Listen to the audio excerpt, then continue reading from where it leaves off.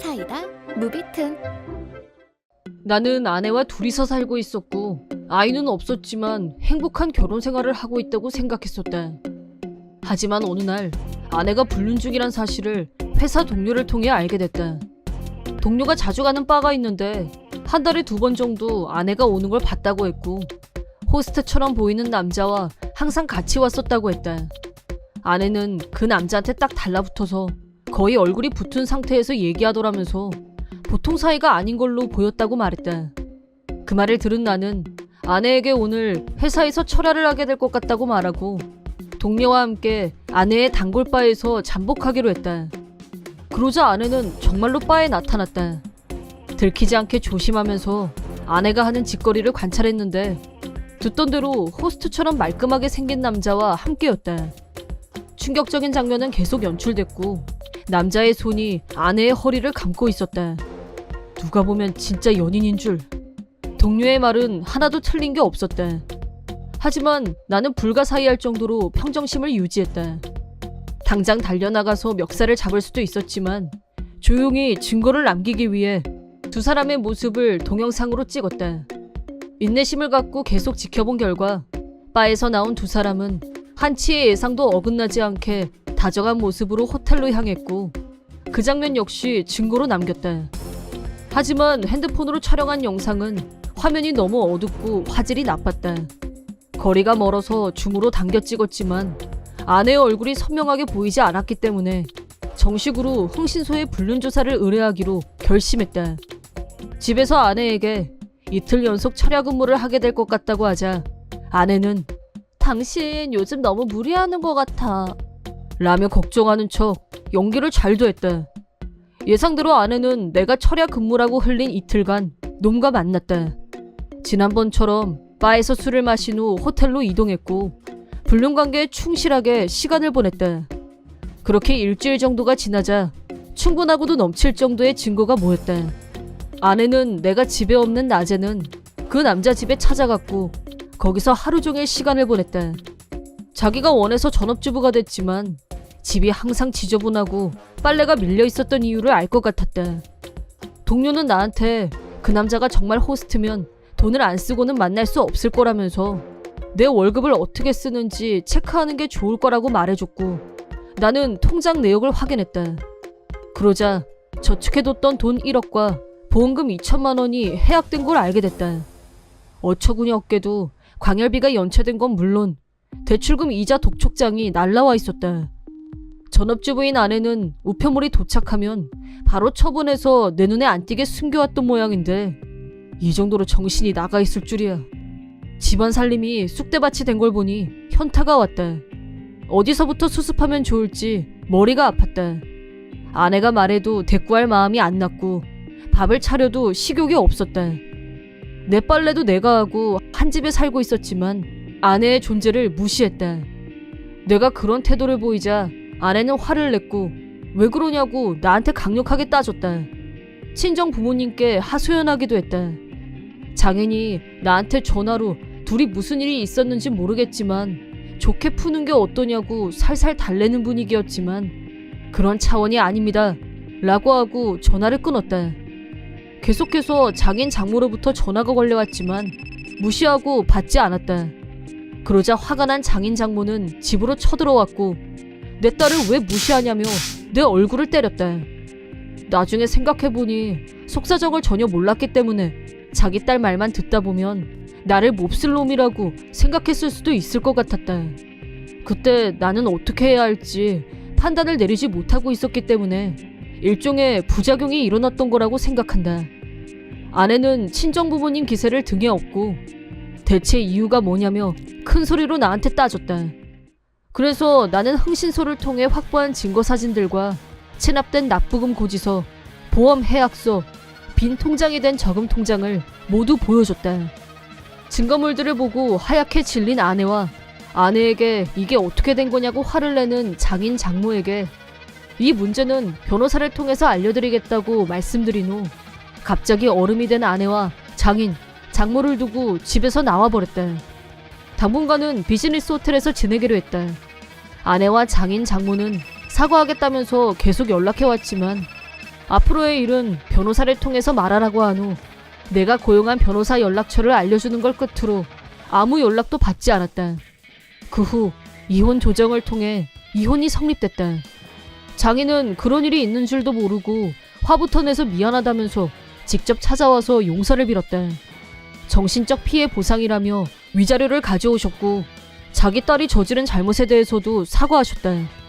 아내에게는 호스트와 반동거한 점, 집안일을 내팽개치다시피 한 점, 부부 저금 통장에 있던 돈을 불륜남에게 다 가져다 바친 점 등을 이유로 불륜 위자료 5천만 원과 탕진한 가산을 합쳐서 총 2억 원을 청구했다.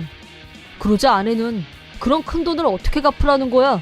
라고 발광하면서 난리를 쳤지만 그때 옆에서 지켜보고 있던 장인이 따기 세례를 날렸다. 정신 나간 소리 닥쳐! 네가 남자에 미쳐서 다 갖다 없앤 돈이잖아. 남편이 밖에서 힘들게 벌어온 돈을 대체 뭐라고 생각한 거야? 죽을 때까지 일을 해서라도 꼭 갚아. 부모한테 손 빌릴 생각은 아예 버리는 게 좋아. 라고 불벼락이 떨어졌다. 맞아서 아픈 건지 위자료가 너무 엄청나서 절망한 건지 아내는 펑펑 울었지만 운다고 달래줄 사람은 아무도 없었다.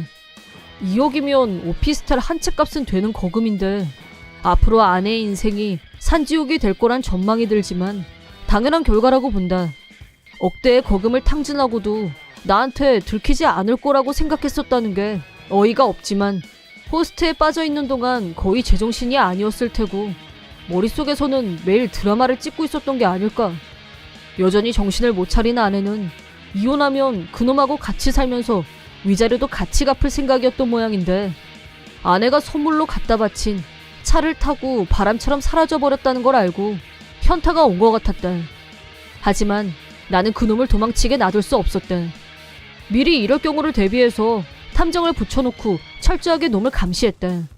도망치려는 놈을 붙잡아서 불륜 위자료를 받아내는데 성공했다. 놈은 호스트한테 돈을 갖다 바친 당신 부인한테 가서 따지라고 했지만 불륜 당사자란 사실은 변하지 않는다는 사실. 위자료를 지급하지 않으면 부모님이건 친척이건 다 찾아다니면서 네가 한 짓을 폭로하겠다고 하자 집에다가는 자기가 평범한 회사원인 걸로 꾸며놓은 모양인지 요구하는 대로 들어줄 테니 집에는 찾아가지 말아달라고 애원했다. 호스트 수입이 나쁘지 않은 건 사실인지 내가 요구한 위자료를 순순히 입금했다. 하지만 한 번 문제를 일으킨 사람은 두 번 일으키기 마련이라며 호스트바에서 해고당했고 지금은 돈도 없고 일자리도 없는 모양이다.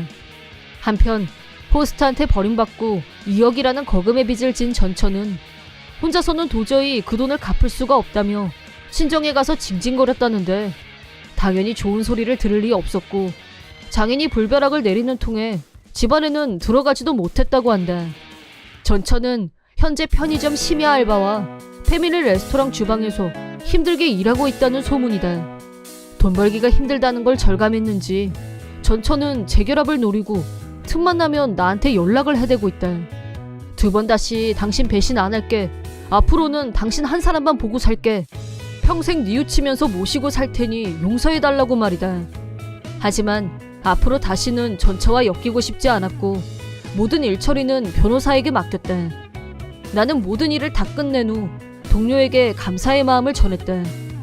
이 모든 일은 동료가 나한테 사실대로 알려주면서 시작됐고 이혼으로 귀결됐지만 위자료를 받아냈으니 폭망은 면한 셈이었다.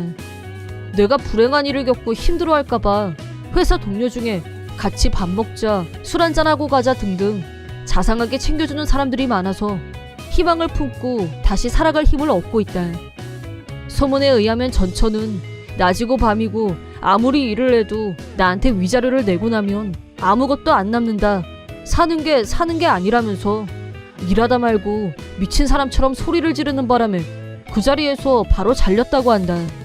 하지만 친정 부모님이 도와줄 리도 없고 그래도 살려면 자기 힘으로 돈을 버는 수밖에 없는 처지. 또 돈을 벌면 그 돈은 자동으로 나한테 입금이 되는 악순환의 연속. 호스트바는 죽었다 깨어나도 다시 못 가볼 테고 살아도 사는 게 아닌 지옥 같은 생활이 계속되겠지만 이 모든 건 자업자득일 뿐이다. 이번 영상은 어떠셨나요? 재밌게 보셨다면 구독, 좋아요에 댓글까지 달아주시면 감사하겠습니다. 그럼 다음 영상에서 만나요.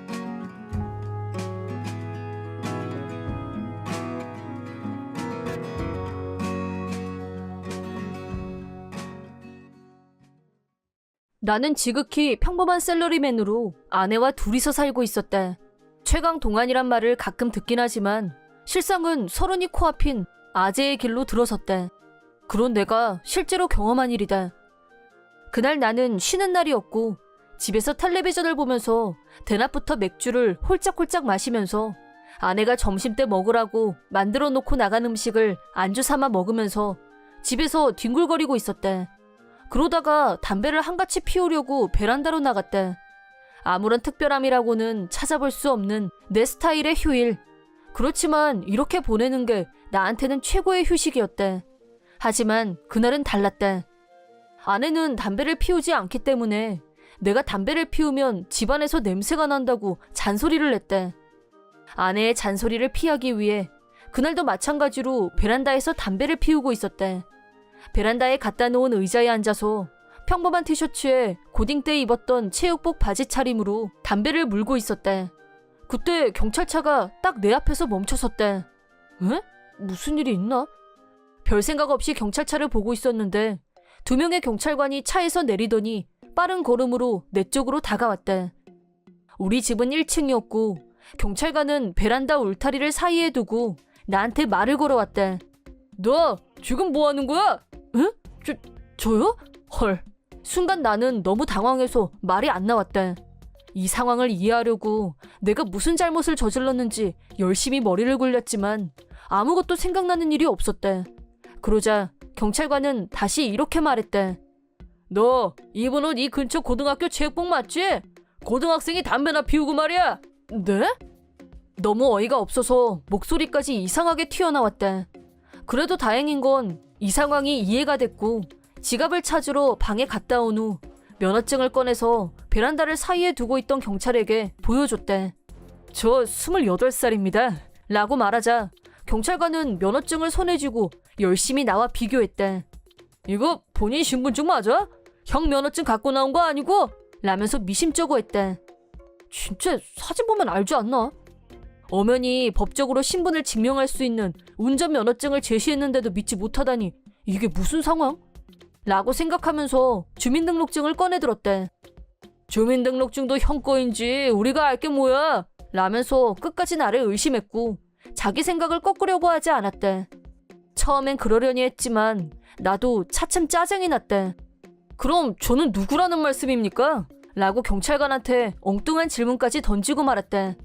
그러자 경찰관은 일단 파출소까지 같이 좀 가지. 아파트 입구에서 기다리고 있을 테니까 준비하고 나와. 라고 말했대. 제가 무슨 범죄자예요? 모처럼 쉬는 날에 꼬리식 중이었는데 경찰차는 뭐고 파출소는 뭡니까? 라고 필사적으로 저항했지만 계속 비협조적으로 나오면 본인한테 불리할 수도 있어. 공무집행 방해라고 들어봤어? 라면서 자기들 신분을 이용해서 은근히 협박조로 나왔대. 좋다. 파출소까지 동행은 동의하겠는데 옷 갈아입을 시간을 달라고 했대. 그러자 그러면 중요 증거가 사라지는 거니까 절대 안 되지? 라고 했대. 이게 말인지 방귀인지 고딩 체육복을 입었으니 고딩이란 말인가? 경찰관들 수준이 너무 낮다는 생각밖에 안 들었대. 이런 수준의 경찰관들을 상대로 입씨름을 해봐야 시간 낭비일 뿐이고 이러다 아파트 사람들 눈에 띄면 괜히 나중에 더 귀찮아질 것 같아서 얼른 가서 내가 28살이란 걸 증명하고 깔끔하게 해결하면 그뿐이란 생각으로 경찰차에 올라탔대. 파출소에 도착하자 4명의 경찰관이 나를 둘러쌌대. 그리고 여기에 기입해 라는 명령을 받고 4명의 경찰관이 지켜보는 가운데 서류에 주소 및 개인 인적사항을 기입했대. 그러더니 온 김에 이것도 적으라면서 공술서? 비슷한 걸 내밀었고 내가 에? 뭐 이런 반응을 보이자 다른 경찰 한 명이 복잡하게 생각할 건 없고 내가 말하는 대로만 쓰면 돼. 너는 미성년자임에도 불구하고 네? 아니 잠깐만요. 그건 아니죠. 라고 하고 얼른 펜을 내려놨대. 저는 고등학교 졸업한 지가 10년은 됐고요. 현재 28살이라고 몇 번을 말씀드렸습니까? 라고 강력하게 주장하자 경찰관은 계속 그렇게 거짓말하면서 버티면 우리도 피곤하다고 라면서 한숨을 푹푹 쉬면서 한심하다는 표정을 다른 경찰관은 쓰라면 좀 쓰지 뭐가 이렇게 핑계가 많아? 라고 윽박을 지르는 상황. 나는 어쩔 수 없이 핸드폰을 꺼내서 근무 중인 아내에게 전화를 걸었대. 나 지금 파출소인데 나더러 고딩 어쩌고 하면서 뭘 쓰라는데 좀 와줄 수 있어? 전화기 너머에서 아내가 빵 터지면서 헐? 하는 소리가 들려왔지만 한 10분쯤 있으니까 파출소로 들어왔대. 아내는 근무 중임에도 불구하고 가족들끼리도 친분이 있는 자기 상사까지 대동하고 와줬대. 아내는 핸드폰에 저장해둔 나와 같이 찍은 사진이며 동영상들을 경찰들에게 증거로 보여줬대. 솔직히 나는 아내와 달리 성격상 셀카 찍는 걸 안 좋아해서 내 핸드폰에는 아내와 같이 찍은 사진이 한 장도 없었대. 아내가 사진을 찍으려고 핸드폰을 들이대면 나는 매번 또 사진이야? 여자들은 왜 이렇게 셀카 찍는 걸 좋아하는 건데? 라면서 투덜투덜거렸는데 이런 일이 터지고 나니 아내의 셀카 취미가 어찌나 고맙던지. 아내의 상사도 옆에서 나에 대해 설명하면서 열심히 경찰을 설득해주신 덕분에 내가 성인이란 걸 겨우 인정받았대. 더 이상 나를 고딩으로 몰아갈 수 없게 된 경찰들은 귀찮은 표정으로 그럼 애초에 오해받을 짓을 하지 말았어야죠 라고 하는 말을 듣고 아내가 열이 받아서 그건 아니죠. 우리 남편은 처음부터 아니라고 분명히 말했잖아요. 체육복을 입었다는 이유만으로 면허증, 주민등록증을 전부 인정하지 않고 고등학생이라고 일방적으로 단정짓는 게 경찰로서 자격이 있는 건가요? 이 두 가지 신분증으로도 자기 신분을 증명하는 데 부족하다면 대체 뭘로 신분을 증명해야 하는지 좀 가르쳐 주시겠어요? 라고 큰 소리로 항의했대. 그러자 경찰관 한 명이 저희는 그런 말을 한 적이 없습니다. 공무 중에 일어난 일을 가지고 시비를 걸면 업무를 보지 말라는 얘기지 라며 자기 방어에 급급. 그럼 어느 쪽 주장이 옳은지 좀 더 윗선을 불러서 판정을 내려달라고 하는 건 어떨까요? 나는 신속하게 이 일에 처음부터 개입하지 않은 다른 경찰관 한 명을 붙잡고 상사분을 모셔와달라고 부탁했대. 그러자 그때 마침 경찰서장이 우리 옆을 지나가려고 하는 걸 발견. 나는 간단하게 상황을 설명하고 핸드폰을 꺼내서 실은 상황이 이상하게 돌아가는 것 같아서 제가 몰래 녹음을 했거든요. 녹음이란 말을 들은 4명의 경찰관들은 순간 표정이 경직됐다. 하지만 바로 눈앞에 경찰서장이 있었기 때문에 내 핸드폰을 뺏을 수도 없고 하나같이 안절부절 못하는 모습이었다. 나는 서장에게 내가 내 집 베란다에서 담배를 피우다 경찰에게 적발된 후 중간부터 녹음하기 시작한 경찰관들과의 대화 내용을 들려줬대. 그러자 경찰서장의 얼굴이 시뻘개지면서 자네들 일을 어떻게 하는 거야? 얼른 이분께 무릎 꿇고 사과 못해! 라고 귀청이 떨어져 나갈 정도로 고함을 치셨고 그 4명은 바로 무릎을 꿇었대. 어찌나 소리가 크던지 바깥에서도 다 들렸고 몇몇 경찰관이 기웃거릴 정도였대. 잠시 후 서장님이 직접 우리한테 다시 사죄를 하면서 2번 다시 이런 일이 일어나지 않도록 해당 경찰관들에게 합당한 벌을 내리겠다는 말씀을 듣고 우리는 집으로 돌아왔다. 그 후 피해 당사자인 내 귀에 들려온 말은 그 4명의 경찰관은 매일 업무로 인한 스트레스며 울분이 쌓인 걸 그런 식으로 풀었고 나 이외에도 다른 사람들에게 억울한 누명을 씌우고 괴롭혀온 전적이 밝혀졌다고 한다. 결국 이번 일을 계기로 일정의 직권남용이 발각되면서 징계 면직 처분을 받고 사실상 해고된다고 들었대. 나는 증거로 녹음이 있었고 아내가 바로 달려와서 열심히 변호하고 힘이 되어줬지만 보통의 경우 경찰들이 둘러싸고 고압적으로 나오면 쉽게 저항할 수 없기 마련이고 억울하지만 일방적으로 당하기만 한 사람들도 분명히 있을 거란 생각이 들었대. 그런 의미에서 자격 없는 경찰들이 해고를 당한 건 사필 규정이랄까? 자업자득이라고 생각한다. 평소부터 아내는 동갑인데 자기보다 내가 더 어려 보인다며 자기 진짜 부럽다. 자긴 동안이라 좋겠지만 난 그 덕분에 졸지에 연상의 여인이 됐는데 이건 어쩔? 근데 내가 혹시 늙어 보여? 나 안 늙어 보이지? 네가 동안인데 내가 왜 손해보는 느낌적인 느낌이 들지? 라고 툭하면 불만이었는데 이번에는 웬일로 내가 제 나이로 보여서 얼마나 다행인지. 내가 너였으면 난 녹음할 생각 같은 거 못했을 거고 그랬으면 꼼짝없이 그 경찰들 장난질에 걸려들어서 당했을 거야 라면서 깔깔 웃었대. 솔직히 동안이란 말을 들을 때마다 기분이 나쁘지 않았고 오히려 득보는 기분이었던 게 사실이었는데 장점이라고 여겼던 동안 탓에 경찰서에 연행되다니 생각지도 못했던 일이다. 담배 피우면서 핸드폰으로 게임한 게 다인데.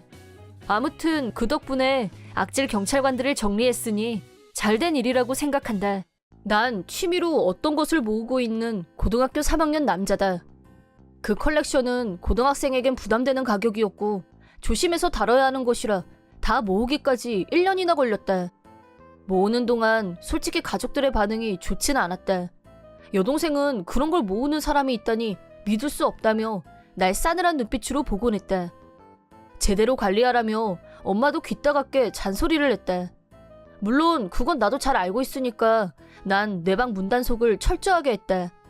내 방으로 들어오는 사람은 아무도 없었지만 그런데 어느 날 도둑이 그 컬렉션을 아무도 모르게 훔쳐갔다.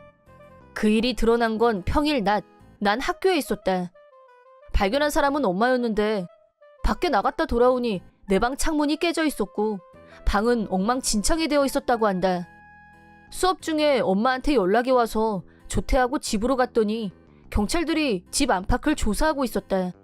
내 방은 진짜로 어지럽혀져 있었고 게임 소프트웨어와 텅 비어버린 저금통 그리고 잠긴 서랍장에 들어있던 컬렉션을 통째로 도둑 맞았다. 미쳐버릴 것 같았다. 학생인 내가 이걸 모은다는 건 정말 어려운 일이었고 시간도 오래 걸렸다. 그런데 그걸 홀라당 훔쳐가고 그것도 모자라서 방까지 엉망으로 만들다니. 솔직히 처음엔 그 상황을 받아들이기가 힘들어서 그냥 멍하니 서 있었다. 그런데 왜 그걸 들고 간 건지 도저히 이해할 수가 없었다. 게임에 관련된 건 중고샵에 팔면 돈이 될 거라고 생각해서 가져갔겠지만 왜 그걸 통째로 가져간 건지 알 수가 없었다. 엉망이 된 내 방을 멍하니 바라보고 있었더니 경찰이 물어볼 게 있다길래 다른 방으로 갔다. 1차 조사를 마친 경찰이 말하길 아무래도 도둑은 프로인 것 같다고 했다. 침입한 방법도 창문을 전부 깨뜨린 게 아니라 한쪽만 깨뜨려서 잠금을 풀었다고 한다. 듣고 보니 맞는 것 같았다. 방은 엉망진창이었지만 창문은 깔끔하게 깨진 상태라 프로의 냄새가 났다. 더 화가 나는 건 지문이나 족적도 발견되지 않아서 범인을 찾는 건 어렵겠다는 말을 들었다는 거다. 이런 일을 당했는데 할 수 있는 게 아무것도 없을 것 같다고 하니 난 화가 치밀어 올랐지만 그렇다고 뭘 어떻게 할 수 있는 상황도 아니었다. 하지만 도둑 맞은 물건이 있으니 당분간은 수사를 이어가야 하고 관계 부처에도 연락해서 경계를 계속하겠다고 했다. 난 경찰서에서 피해 신고와 그 외에 필요한 다른 서류들을 작성해서 제출했다. 경찰에서는 조사를 더 해야 하니 오늘은 집에 들어가지 말라고 해서 그날은 가족끼리 할아버지 댁으로 향했다. 이웃들이 궁금해하며 엄마에게 연락을 너무 많이 해서 핸드폰이 쉴 새 없이 울려댔다. 동네에 소문이 쫙 퍼졌는지 다음 날이 되자 중학교 때 친구한테까지 소식을 묻는 메일이 왔고 한동안 그런 연락에 답하느라 정신이 없었다. 범인이 밝혀진 건 그로부터 약 일주일 후 집에서 저녁을 먹고 있을 때 경찰로부터 지난번 도난 사건의 범인을 찾았으니 경찰서로 와달라는 연락이 왔다. 보호자인 아빠와 경찰서에 도착해서 회의실로 안내받아갔는데 그곳엔 경찰 몇 분과 머리 절반을 붕대로 감은 무시무시한 모습의 여성이 있었다. 머리를 붕대로 감고 있는 모습을 보고 난 안 좋은 예감이 강하게 들었다. 그 무시무시한 여성은 내가 맞은편에 앉자 갑자기 나한테 손가락질하며 소리를 질렀다. 여성은 격분한 상태로 온갖 욕설을 퍼부었다. 반은 못 알아들었지만 그 사람이 하려는 말을 요약하자면 이런 거였다. 너희 집에 비싼 게 있다고 들어서 가지러 갔는데 이상한 가루밖에 없더라니까? 필요 없어서 버리려고 했는데 갑자기 폭발하더니 불이 나서 화상까지 입었어. 이렇게 된 건 다 너 때문이고 난 피해자야. 그러니까 네가 사과하고 보상금 내놔. 내 방에 프로급 솜씨로 침입해놓곤 적반하장으로 나오는 태도에 더 이상 들어줄 수가 없었다. 하지만 그 여성은 아직도 분이 안 풀렸는지 붕대 사이로 빠져나온 머리카락을 휘날리며 괴성을 질렀다. 매우 무서웠다. 그리고 난 안 좋은 예감이 적중했다는 걸 알았다. 실은 내가 1년 전부터 사모으고 있던 컬렉션은 알루미늄 분말이나 황산, 정린 등 가연성 고체, 제2류 위험물이었다. 이 물질들은 잘못 다루면 금방 발화한다. 난 고등학교 방과후 수업을 통해 위험물 기능사 자격증을 따기도 했고 무서우니까 법적으로 문제가 되지 않는 정도의 양만 샀다. 그런데 다 모으고 나니 상당한 양이 되었고 자칫 잘못하면 화상을 입는 정도로 끝나지 않을 양이었다. 아니, 애초에 약병에 위험물이라고 라벨도 붙여놨는데 훔쳐간 건 그쪽이잖아. 열받은 난 그 자리에서 도둑에게 입바른 소리를 해줬대. 그랬더니 당황해하는 도둑. 그런 건 난 모르겠고. 아니, 머리에 피도 안 마른 게 그런 위험한 걸 왜 갖고 있는 거야, 기분 나쁘게? 너 같은 놈이 방화도 저지르고 그러는 거야. 빨리 사과하고 돈 내놔. 너 때문에 여자 얼굴이 이게 무슨 꼴이야? 라고 욕을 해대며 소리를 지르고 나한테 달려들려고 해서 경찰이 그 사람을 말려야 했대. 솔직히 무슨 말을 해도 소용이 없을 것 같아서 피해 신고는 철회하지 않겠다는 의사를 경찰에게 전하고 우리는 그만 돌아가겠다고 했대. 경찰은 여성을 진정시킨 뒤 조사를 진행해서 이번 사건의 전말을 다 알아냈다고 한다. 결론부터 말하면 안 들키면 괜찮을 거라는 생각으로 범행을 저질러 왔고 이번 일도 그 연장선에서 저질렀다고 한다. 그리고 경찰도 내 방에 침입한 방법 등을 보면 이건 절대 초범이 아니라고 봤던지 나중에 수사해보니 여자도 몇 건이나 드러났다고 한다. 그리고 도둑의 집을 조사해보니 여자를 증명할 만한 물건도 잔뜩 나왔다고 한다.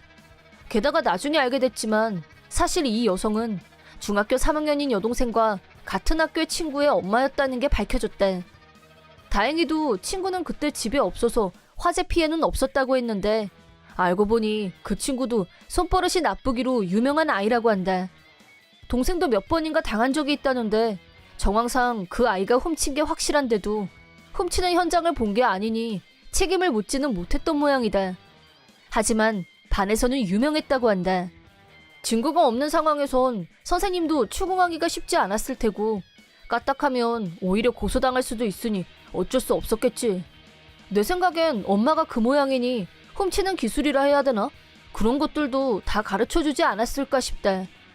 도둑의 남편은 다른 지방에서 일을 하느라 사건 당시엔 집에 없었지만 아무래도 집이 반쯤 불에 타버렸으니 급하게 집으로 돌아왔고 사건 얘기를 듣곤 엄청나게 분노했다고 한다.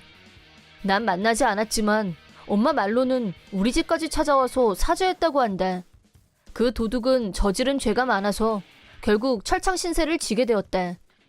그리고 남편이 이번 사건의 자초지종을 알게 되면서 딸도 엄마랑 비슷하게 남의 물건을 훔치고 했다는 사실까지 드러나서 딸을 전학시키기로 하고 그 도둑과는 이혼하기로 했다. 앞으로 본인이 지켜볼 수 있는 환경에서 엄격하게 감시하면서 살겠지. 이번 사건에서 위험물에 관해서는 난 철저하게 관리했었으니까 처벌은 받지 않았대. 하지만 소방서에서 나오신 분에게 살짝 주의는 받았대. 뭐 잘못한 사람은 따로 있다고 해도 집 절반이 타버릴 정도로 일이 크게 번진 것도 있고 다치기도 했으니까 그만큼 위험한 물건을 가지고 있다는 것만 자각했으면 좋겠다는 뜻이었대. 내가 모은 것 때문에 이런 일이 벌어질 줄은 꿈에도 몰랐지만 여태까지 살면서 가장 놀랐던 일이었대. 그래도 나로 인해 지속적으로 범죄를 저지르던 도둑 하나를 체포할 수 있었다는 건 행운이었다고 생각한다. 우리 외할아버지는 상당한 자산가로 그 덕분에 난 내 나이에 어울리지 않게 거액의 저금이 있었다. 그때그때 다르긴 하지만 연 300만 원 정도 배당금이 나오는 내 명의로 된 주식도 있다. 결혼할 때 남편에게 배당금 얘기는 했지만 저금이나 재산에 관한 건 사실대로 털어놓지 않았고 평범한 회사원이 모았을 법한 금액으로 거짓말했다. 당시에 우리는 장거리 연애 중이었는데 남편이 바라던 대로 결혼과 동시에 퇴사하고 그가 있는 지역으로 이동했고 전업주부가 되었다. 장거리 연애하다가 결혼한 거라서 처음엔 곁에 남편이 있다는 게 너무 좋아서 행복했다. 그런데 지역 이동이 잦은 회사에서 일하는 그에게 시집와서 1년이 지난 뒤 그가 갑자기 언제까지 일도 안 하고 게으르게 있을 거야? 라는 말을 냈다. 네가 하라 그래서 지금 전업주부 하는 거잖아. 라고 가볍게 반박했지만 속은 부글부글 끓었다. 몸이 안 좋을 땐 집안일을 쉬엄쉬엄 하기도 하지만 티가 날 정도로 소홀히 한 적은 한 번도 없어서 남편에게 게으르다는 말을 들은 기억은 없었다. 그리고 며칠 후 남편과 함께 술을 마시러 갔을 때 직장 동료들 보면 다들 아내도 일해서 생활비에 보태더라. 거기다 집안일도 육아도 똑 부러지게 한다는데 널 보면 그렇게 말하길래 날 보면 뭐? 라고 되물었더니 스스로 생각해봐 라고 답했다. 나도 일하라는 거야? 그런 거지. 알겠어. 그럼 일할게. 내가 그렇게 대답하자 그는 만족했다. 애초에 일하기 싫어서 퇴사한 것도 아니고 아이도 없고 자주 이사 다니는 탓에 새로운 곳에서 친구도 사귀기 힘들었는데 잘 됐다 싶어서 바로 구직을 시작했다. 그런데 내가 착각한 게 있었다. 금방 취업할 수 있을 줄 알았는데 20대 후반의 신혼, 이동이 잦다는 것만으로도 이미 장벽이 높았다. 열심히 했지만 반년이 지나도 취업이 되지 않았고 남편에게 아직도 취업 못했냐고 싫은 소리를 듣는 일도 잦아지다가 어느 순간 이혼이라는 두 글자가 뇌리를 스쳤다. 그때부터 난 정직원을 고집하지 말고 일단 알바라도 찾아보기로 마음먹었다. 그리고 집 근처 마트에서 금방 알바를 구했다. 퇴근하고 온 남편에게 근처 마트에서 일 구했으니까 다음 주부터 일하러 나갈 거야. 소식을 전하자 음식점이나 편의점, 마트에서 일하는 건 안 돼. 라고 했다. 이유는 자기 아내가 그런 곳에서 일하는 걸 지인이 보면 창피해서란다. 그래도 하기로 했는데 안 한다고 하기도 미안하고 집 근처 마트인데 민망하잖아. 그리고 그런 소리 하면 아무 데서도 안 써줘. 라고 말해도 그는 안 된다고만 했고 말씨름을 하다 보니 싸움으로 번졌다. 전에 일도 안 하고 게으르다고 했을 때 엄청 충격받았어. 근데 사실이잖아. 거주도 아니고 내가 번 돈으로 먹고 살면서 아무렇지도 않은 그 정신머리가 신기해. 나한테 더 고마워야지. 그렇게 말했다. 제대로 뚜껑이 열린 난 그에게 그런 소리 할 거면 처음부터 전업주부 했으면 좋겠다고 말을 하지 말든가. 앞뒤가 안 맞잖아. 뭐? 내가 언제 평생 전업주부 하랬냐? 그 정도는 지나가는 똥개도 알겠다. 그 말을 듣고 이성의 끈이 끊어졌다. 난 그의 눈앞에서 종이 위에 일사불란하게 적어내려갔다. 사택에 들어갈 수 있었는데도 남편이 싫다고 해서 계약한 아파트 월세 100만 원. 난 샤워만 하면 되지 않냐고 했지만 매일 밤 반신욕을 하느라 드는 가스비 20만 원. 알뜰폰이면 충분할 텐데 계약 갈아타기 귀찮다며 15만 원씩 내는 핸드폰 요금. 남편의 고등학교 그리고 대학교 학자금 대출 상환 매달 50만 원. 영업하느라 자기 돈 써가며 술도 마시러 가야 되니까 필요하다며 가져간 용돈 50만 원. 대충 적은 거지만 여기까지 적고 그에게 보여줬대. 이거 다 더해볼래? 네 월급 실수령이 180만 원인데 어머 이상하지? 매일 먹는 밥은 하늘에서 뚝 떨어지는 줄 알았어? 매일 만들어주는 도시락은 한밤중에 나가서 주워오는 줄 알았고 욕조 물은 온천이라도 터져서 받아놓는 줄 알았어? 술집 가면 가게가 공짜로 술 주고 밥 주고 지가 산 것처럼 타고 다니는 내 차 유지비랑 기름값 네가 내고 있는 거 같니? 더하기는 할 수 있지? 그러자 그는 화는 나지만 내가 하는 말이 믿어지지 않는 듯 당황하는 것 같았지만 난 멈추지 않고 계속 말했다. 나 내 보험료랑 핸드폰 요금은 내가 내고 있어. 그리고 생활비 부족한 것도 내가 보태고 있고 애초에 내가 전업주부 하기엔 어려운 수입이니까 언젠간 다시 일할 생각이었는데 네가 어렸을 때 혼자 집 지키느라 외로웠다느니 가족을 부양하는 가장이 되는 게 남자의 자존심이라느니 떠들어대니까 신혼 때만 참자고 생각하고 내 돈으로 충당했었거든? 그런데 설마 이런 헛소리를 듣게 될 줄은 몰랐네. 그러니까 이젠 알려줄게. 내 계좌엔 총 2억 원. 내 명의로 보유하고 있는 주식은 총 7천만 원. 거짓 소리 들을 입장은 아니거든? 2억? 그래, 네 월급이 쥐꼬리만 해도 결혼했으니까 부족한 건 내 돈으로 충당하면 된다고 생각했어. 근데 그런 마음은 이제 손톱만큼도 없어. 너도 머리가 있으면 알 텐데 용돈 50만 원에 학자금 상환 50만 원만 해도 100만 원이거든? 나머지 80만 원으로 어떻게 먹고 살았다고 생각한 거야?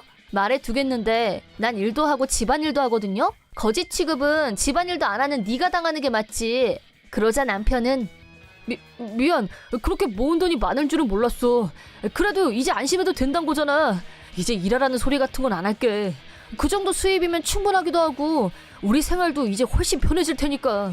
뭐? 무슨 소리라는 거야? 당연히 이혼이지. 어? 내가 그런 반응을 보이자 남편은 아연실색했지만 그러거나 말거나 난 짐을 쌌다.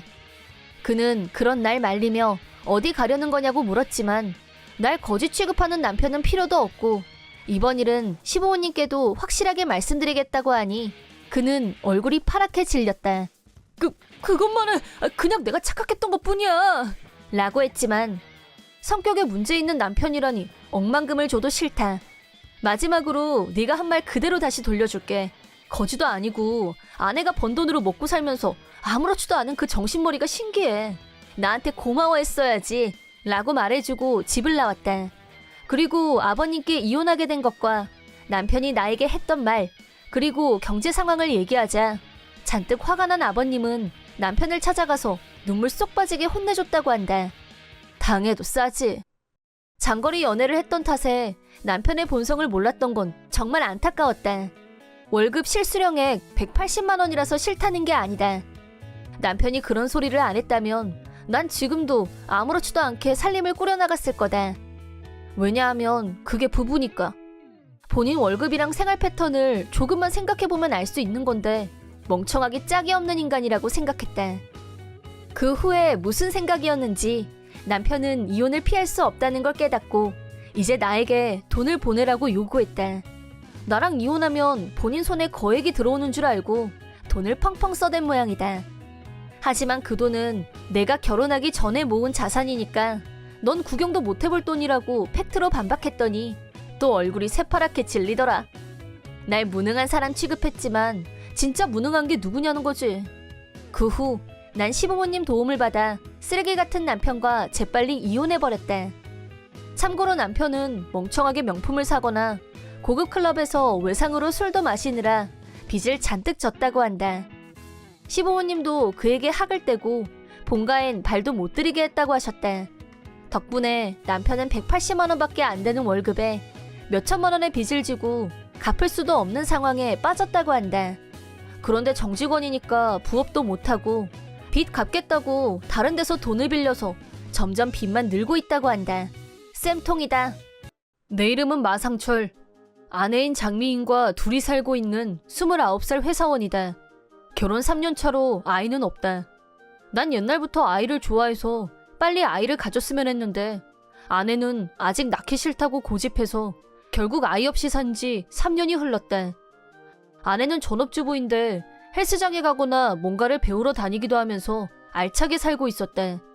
결혼할 때 아내가 전업주부를 하고 싶어 했고 난 아내를 행복하게 해주고 싶어서 웬만하면 자유롭게 지낼 수 있게 해주었다. 하지만 솔직히 요즘 아내가 너무 제멋대로인 것 같다는 생각이 들어 불만이다. 아내는 친구가 많아서 술 마시러 간다면서 밤늦게 귀가하는 날이 잦아졌다. 평소에 집안일은 열심히 하는 모습을 보아왔던 터라 될 수 있으면 쿨하게 보내주곤 했는데 일주일에 몇 번이나 술을 마시러 가니 지출도 커지고 해서 그냥 두고 볼 수 없는 상황이 되었다. 어느 날 야근을 마치고 밤늦게 집으로 돌아가니 아내가 보이지 않았다. 전화를 해도 받지 않았다. 걱정돼서 집 밖도 둘러보고 하면서 기다리고 있었는데 결국 아내는 그날 귀가하지 않았다. 잠도 못 자고 거실에서 아침을 맞이했는데 현관문이 열리는 소리가 들렸다. 얼른 현관으로 달려갔더니 한껏 차려입은 아내가 쭈뼛거리며 서 있었다. 뭐라다 이제 집에 오는 거야? 라고 화내자 아내는 친구네 집에서 술 마시다 잠이 들어서 그렇게 말하며 웃으면서 대충 넘어가려고 했다. 아무리 그래도 아침에 들어오는 건 그냥 넘어갈 수 없다고 했더니 맨날 집안일 하느라 힘든데 가끔 노는 게 어때서? 라고 적반하장. 그리고 반성하기는커녕 그날부터 가끔 외박을 하기 시작했다. 다음 달 결혼기념일을 앞두고 반년이나 전에 리조트 호텔을 예약해 놓았는데 우리 관계는 점점 나빠지기만 했다. 며칠 후 아내에 대한 불신을 품고 있던 날 더욱 실망하게 하는 일이 벌어졌다. 거실에서 서류를 정리하고 있었는데 내 명의로 된 신용카드 명세서가 눈에 띄었다. 난 현금을 주로 사용해서 카드는 만일을 대비해서 가지고 있는 거라 거의 사용하지 않았다. 그런데 명세서를 확인해보니 한 달에 100만 원이나 되는 금액이 청구된 것이다. 놀라서 자세히 확인해보니 음식점이나 호텔비가 대부분이었다. 바로 아내에게 따지려다가 이렇게 자주 호텔에서 잔다는 건 바람을 피우고 있을 가능성이 높다고 생각해서 자세히 알아보기로 결심했다. 마음은 먹었지만 혼자선 뭔가 불안해서 직장 동료에게 도움을 요청했다. 그러자 동료는 마치 자기 일이라도 되는 것처럼 화를 내며 불륜 조사를 도와준다고 했다. 그런 것도 모르고 아내가 오늘 술자리 있어서 늦을 거야 라고 연락했길래 바로 아내를 미행하기로 했다. 동료와 함께 집 앞에 숨어 기다리다가 몰래 아내를 뒤따라갔더니 아내는 평범한 술집으로 들어갔다. 들키지 않게 우리도 조심히 들어가서 아내가 보이는 자리에 앉았다. 얼마 후 아내의 테이블에 근육질의 젊은 남자가 등장했다. 내가 가까이 가면 들킬 테니까 동료에게 그들의 대화를 가까이에서 녹음해달라고 부탁했다. 동료가 아내가 앉아있는 자리 근처의 카운터석으로 이동해서 핸드폰으로 대화를 제대로 녹음할 수 있었다. 내가 있는 자리로 돌아온 동료가 준 거 제대로 잡았어. 빨리 가자. 라고 장담했다. 자리를 옮겨서 바로 음성 파일을 들어봤는데 아내와 불륜남이 여행 계획을 세우고 있는 대화가 또렷하게 녹음되어 있었다. 두 사람이 주말 여행을 계획하고 있다는 걸 알아냈다. 그때 난 한 가지 사실을 깨달았다. 아내가 불륜남과 여행을 계획하고 있는 날은 우리의 결혼기념일이었다. 리조트 호텔을 예약한 것도 있고 불륜 여행을 계획하다니 도저히 용서할 수 없었다. 동료와 술을 진탕 마시고 집으로 가니 아내도 집에 막 돌아온 상황이었다. 아무 일도 없었다는 듯이 아내는 왔어? 라고 하더니 주말에 친구와 여행을 간다고 했다. 이번 주말은 결혼기념일이잖아. 리조트 호텔 예약한 거 잊었어? 라고 물어보자 아내는 당혹감을 감추지 못했다. 적어도 불륜 여행을 취소하고 결혼기념일을 우선시한다면 이혼은 하지 말자고 생각했지만 아내는 벌써 친구랑 약속해버렸으니까 리조트 호텔은 그냥 취소해 라며 망설이지도 않고 불륜남을 선택했다. 그 순간 난 아내와 이혼을 결심했다. 이혼할 거라면 아내는 벌을 받아야 한다는 생각이 든 나는 불륜 여행 당일에 아내에게 복수를 하기로 다짐했다. 아내와 불륜남의 대화를 통해 여행지까지 KTX를 타고 간다는 걸 알고 있었던 나는 여행 당일에 역에 숨어서 기다리기로 했다. 사전에 양가 부모님께 연락해서 아내가 출발하는 시간에 맞춰 역으로 오시라고 해서 부모님들과 함께 숨어서 아내가 나타나길 기다렸다. 부모님들께는 미리 아내가 바람을 피운다고 말은 했지만 반신반의하시는 것 같았다. 하지만 역에 아내가 나타난 순간 부모님들은 내 말이 사실이란 걸 깨달으신 것 같다. 아내는 우리 앞에서 당당하게 불륜남과 손을 잡고 등장했다. 두 사람은 들뜬 모습으로 셀카도 찍고 신나게 떠들어댔다. 보다 못한 장인 장모님은 아내에게 달려갔고 장모님이 아내의 뺨을 힘껏 후려쳤다. 장모님이 유부녀가 무슨 생각으로 이런 짓을 하고 다니는 거니? 엄마가 정말 창피해서 못 살겠다. 라고 나무라자 아내는 놀란 얼굴로 엄마? 아빠까지? 어떻게 된 거야? 소리 질렀다. 내가 부른 거야. 하고 나서자 아내는 여보? 어머님, 아버님까지 이게 무슨 일이야? 하고 경악했다. 내가 남편이란 걸 알게 된 불륜남이 도망치려고 하길래 증거는 이미 다 확보했으니까 도망쳐도 소용없다고 했더니 그는 포기했다는 듯 그 자리에서 망연자실 서 있었다. 장인 장모님이 모든 사실을 솔직하게 털어놓으라고 아내를 설득하자 아내는 마지못해 불륜을 인정했다.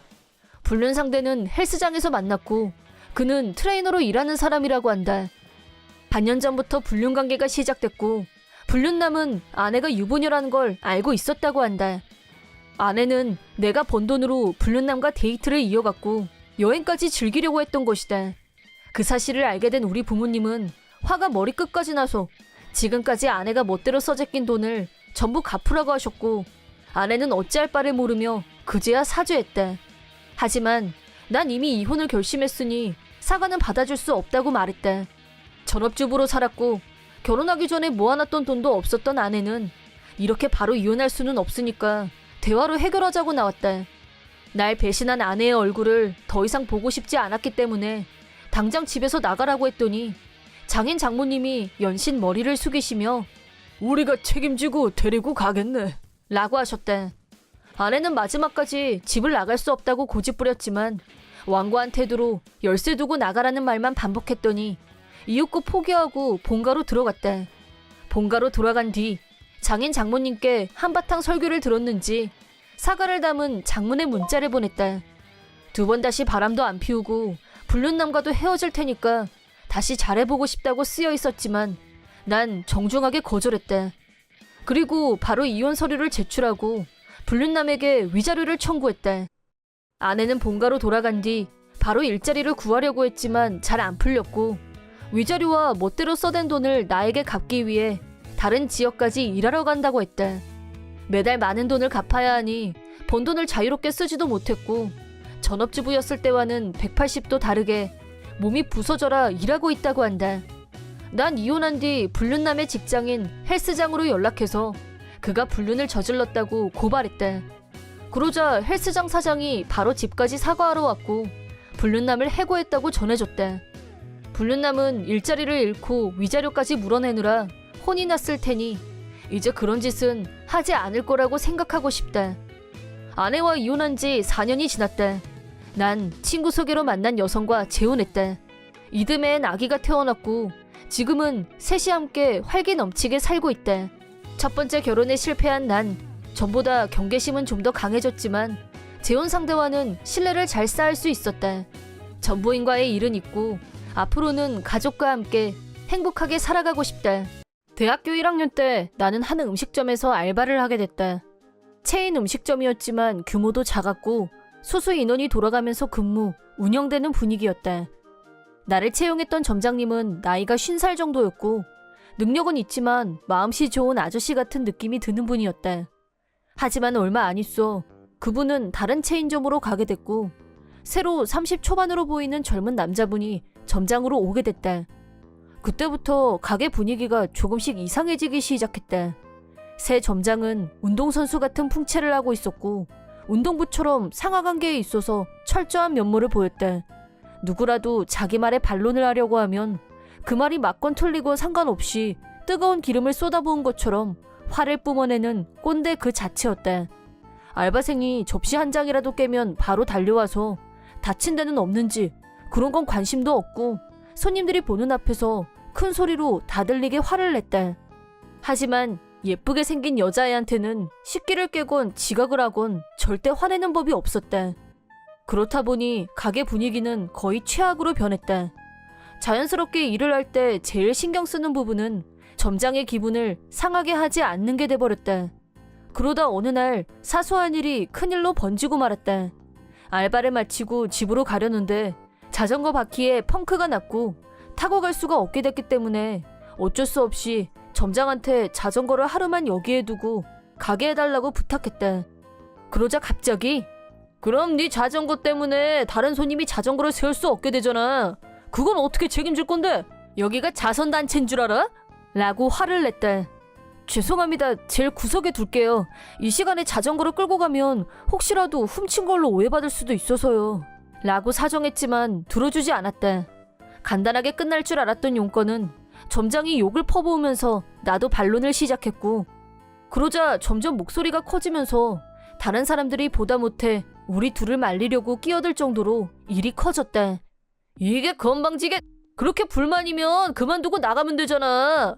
너 같은 거 정도는 얼마든지 대체할 수 있어. 라고 사태가 비화됐다. 혼자서 점점 열이 받아서 막말을 내뱉기 시작한 점장은 결국 자기가 한 발언에 발목을 잡히고 말았는데 이 자식만 문제가 아니야. 방금 말리겠다고 오지랖 부리고 끼어들었던 것들도 다 같이 그만둬. 그 말을 듣고 난 후 나뿐만 아니라 알바생 전원의 뚜껑이 열렸다. 네, 그만둘 겁니다. 당신 같은 사람 밑에서는 일하고 싶지 않습니다. 저도요. 저 같은 애 대신할 사람은 얼마든지 있을 거 아니에요? 저도 찾아보면 이 정도 알바짜리는 얼마든지 있어요. 라고 하면서 한 사람 또 한 사람 알바를 그만두는 사람이 속출했다. 별로 긴 시간은 아니었지만 그동안 신세 많이 졌고요. 다시는 우연이라도 부딪히고 싶지 않네요. 인생 수업 한 번 했다고 생각하겠습니다. 라고 하고 가게에서 나왔다. 그날 알바를 그만둔 사람 중에는 10년이나 일해온 베테랑 알바생도 점장이 예뻐하던 여자애도 포함됐다. 가게 밖으로 나온 후 점장이 예뻐하던 애한테 왜 너까지 그만두냐고 묻자 알고 보니 점장은 그 여자애한테 성추행 비슷하게 데이트를 하자고 치근덕거리고 있었고 그 여자의 입장에서는 징그러워서 더는 못 참겠다는 게 이유였다. 결국 그 점장은 모두가 싫어하는 존재였다는 걸 알게 됐다. 다음날 시간이 남아서 가게 앞을 지나갔는데 연중 무휴인 가게가 휴무 중이었다. 그러거나 말거나 내가 참견할 일은 아니었고 나는 이미 그만둔 몸 관심을 가져서 무엇하리 하고 돌아서는데 어제 나랑 같이 그만둔 다른 알바생을 만났다. 진짜 다 그만둔 모양이라고 우리 둘이서 너무 골 때린다고 큰 웃음 한번 웃은 뒤 바로 헤어졌다. 그리고 다시 일주일 후 갑자기 점장의 상사인 에리어 총괄 과장이란 사람한테 할 얘기가 있으니까 곧장 가게로 와줄 수 있냐는 연락을 받았대. 솔직히 이미 가게를 그만둔 마당에 무슨 얘기를 하라는 건지 쏙 내키진 않았지만 할 얘기란 게 뭔지 호기심이 발동해서 일주일 만에 가게로 갔대. 오래간만에 가게 안으로 들어가자 그동안 전혀 영업을 안 했었는지 상온 보관 식재료는 전부 처분된 상태였고 가게 안이 텅 빈 느낌마저 들었대. 나뿐만 아니라 그날 같이 그만둔 사람들이 모두 나와 있었대. 과장이란 사람은 나를 필두로 알바생들이 식재료를 몰래 먹다가 적발됐고 근무 시간에 농땡이를 부려서 주의를 줬더니 전원 결탁해서 그만두고 나가버렸다는 걸로 보고를 들었는데 맞냐고 물었대. 다시 말해 우리가 보이콧을 했다는 거였대. 그건 억지라고 전면 부정한 후 전후 사정을 모두 다시 설명했대. 최대한 감정은 빼고 객관적인 팩트만 전달했는데 반응은 상상 이상이었대. 덧붙여서 점장이 콕 찍어서 잘해주면서 점장이라는 위치를 이용해서 일에 대해 얘기할 게 있으니까 남으라고 한다거나 쉬는 날에 전화를 걸어서 데이트를 하자고 강압적으로 밀어붙였다는 얘기까지 모두 오픈했대.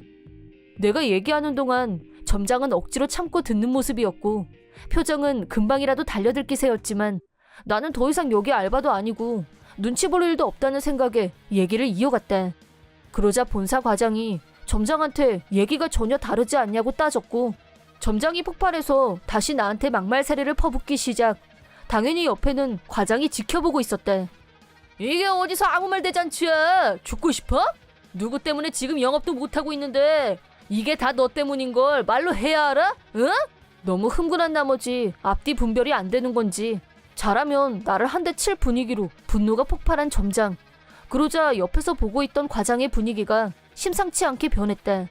갑자기 점장이 목덜미를 낚아채더니 안쪽 사무실로 데리고 들어갔대. 솔직히 진짜 무서워 보이는 사람은 과장이었대. 다시 홀로 나왔을 때는 점장도 기가 죽어 있었대. 라기보다는 눈물이 글썽한 점장과 아까보다 더 냉정하고 침착해 보이는 과장이 결론부터 말씀드리죠. 오늘부로 점장은 해고입니다. 다시는 이 근처에 얼씬도 못하게 할 겁니다. 그래서 부탁드리는데 다시 돌아와 줬으면 합니다. 본사 입장에선 이런 점장보다는 여러분들이 더 필요합니다. 라고 과장이 말했대. 또박또박 말하는 과장과 달리 무슨 말을 들었는지 완전히 기가 죽은 점장은 더 이상 나한테 한마디도 하지 않았대. 오히려 과장이 우리한테 사과하라고 하자 눈물을 글썽이면서 모두에게 사과했대. 과장은 점장한테 성추행을 당했던 알바생한테 그에 상응하는 책임을 지게 하겠다고 말했대. 그제야 안심이 됐는지 당사자도 고개를 끄덕이며 수긍하는 분위기였대. 솔직히 다시 와달라는 말을 들었을 때 망설여진 게 사실이다. 최악의 점장이 사라진다고 해도 안 좋은 기억이 많아진 곳으로 굳이 다시 와서 일을 해야 하나 싶었대. 그래서 생각할 시간을 조금 달라고 말하려고 하는 찰나 이어진 과장의 발언에 깜짝 놀라고 말았대. 이런 일을 돈으로 해결하라고 한다는 인상을 줄 수도 있겠지만 처음 계약했던 시급보다 2,000원 더 올릴 생각입니다. 물론 전원 다요.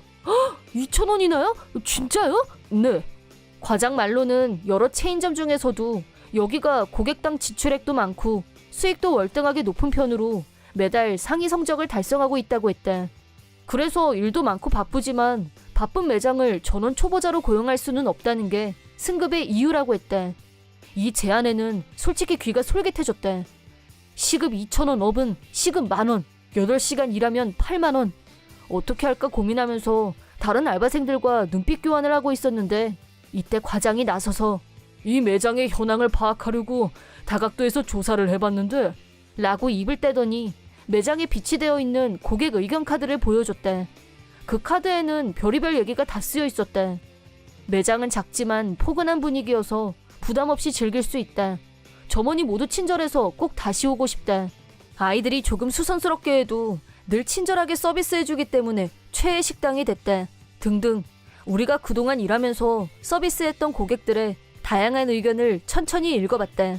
과장은 이렇게 훌륭한 스태프들을 두고 이대로 영업을 접는 건 너무 아깝다는 생각이 들어요. 그래서 다시 한번 부탁드립니다. 돌아와서 새롭게 시작해봅시다. 라면서 우리한테 고개를 숙였다. 그 모습을 보면서 자연스럽게 내 입에서 네, 좋습니다. 다시 일하겠습니다. 라고 대답했고 다른 알바생들도 차례차례 다시 일하겠다고 말했다. 그리고 과장이 마지막으로 보여준 카드에는 점장에 대한 클레임이 적혀 있었다. 점장이라는데 친절 1도 없고 볼 때마다 열심히 일하는 스태프들한테 소리만 지르고 진짜 꽝이다. 이 점장 잘났으면 좋겠다. 옛날 점장이 훨씬 좋았다. 기타 등등. 그걸 본 점장의 표정이 파랗게 질려갔다. 그 후 우리는 다시 새로운 마음으로 손님들을 맞았다. 이번 일을 처리하면서 과장도 깨달은 바가 있었는지 다시 예전 점장님이 컴백하셨다. 그리고 우리 가게 분위기도 예전 분위기로 완벽하게 돌아갔다. 문제의 점장은 그날로 바로 해고 가게를 떠났지만 그 알바생이 성추행으로 고소했기 때문에 위자료를 지불하게 됐다. 또 이번 일이 신문에 나면서 점장은 상당한 액수의 위자료를 지불한 후 신상이 털리면서 살던 곳에서 도망치듯 다른 곳으로 이사를 갔다고 한다. 꼴 좋게 됐다 참. 나는 남편과 둘이 살고 있고 아직 아이는 없다. 남편과는 아무 문제 없이 잘 살고 있었지만 신우이가 내 속을 썩였다. 구체적인 예를 들자면 신우이는 내 옷, 액세서리, 책 등을 마음대로 빌려갔다. 그것도 내가 없을 때만 골라서 그러는데 열쇠를 잠글 수 있으면 좋겠지만 자택에서 자영업을 하다 보니 출입을 통제하는 일은 쉽지 않았다. 명목은 빌리다이지만 실제는 가져가다가 맞았고 돌려받은 적은 거의 없었다. 이렇게 된 데에는 내 책임도 조금 있다.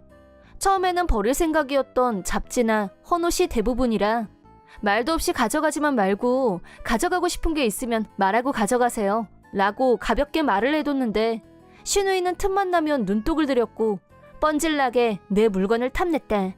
심지어 거실에 그냥 내팽개쳐져 있길래 라고 거짓말까지 하면서 옷장에 잘 걸어둔 옷가지를 꺼내서 마음대로 들고 가버렸다. 더욱 얄미운 건 고급품은 아니지만 유행하는 부츠나 한정 판매 가방 같은 정확히 설명하긴 좀 어렵지만 같은 또래 여자들끼리만 아는 그런 가치가 있는 물건들만 용케 찾아내서 들고 가버려서 더 속이 상했다.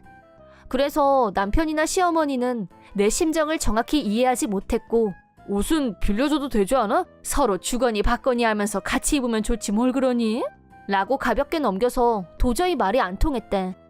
얼마 전에는 나도 아직 한 번도 안 입어본 원피스를 신우이가 들고 나와서 오빠 이거 새언니가 아직 한 번도 안 입은 것 같긴 한데 오늘 내 패션 콘셉트에 딱 맞거든? 오늘 나 입어도 돼? 라고 뜬금없이 남편한테 허락을 구했고 남편은 또 그럼 그렇게 하던가 입지도 않고 계속 걸어만 두는 것보다야 옷도 세상에 나와서 돌아다녀야 더 좋지 않겠어?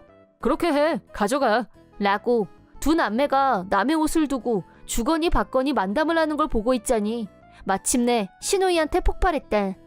딱 제자리에 돌려놔? 왜 하지 말라는데 계속 또 계속 줄기차게 함부로 손을 대는 건데? 지금까지 조용조용한 모습만 보아온 신우이는 제법 놀란 것 같았다. 하지만 미안해요. 근데 달라는 것도 아니고 빌리는 건데? 오빠. 죽어도 포기 안 함. 남편도 덩달아. 그래 좋은 게 좋은 거지. 서로 빌려주면서 사이좋게 응? 끝내 신우이 편을 듦.